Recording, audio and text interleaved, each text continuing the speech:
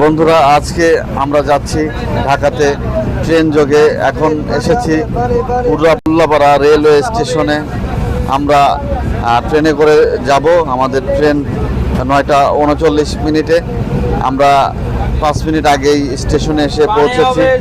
আসলে এখন কিন্তু ট্রেন জার্নি খুবই কমফোর্টেবল, কারণ ট্রেনের পরিবেশটাও সুন্দর, যাত্রী সেবার মানও আগের চেয়ে অনেক ভালো। সেই সাথে ট্রেন এখন সঠিক সময়ে চলাচল করে। স্টেশনের পরিবেশটাও এখন মোটামুটি অনেক ভালো। আর কিছুক্ষণের মধ্যেই আমাদের ট্রেন চলে আসবে। আমরা অপেক্ষা করছি।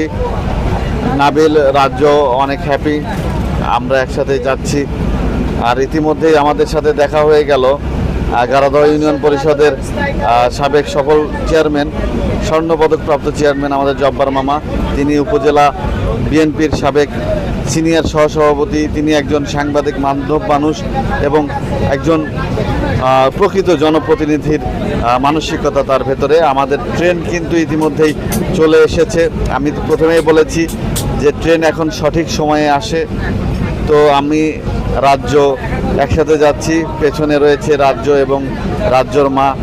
তো সবাই আমাদের জন্য দোয়া করবেন বন্ধুরা।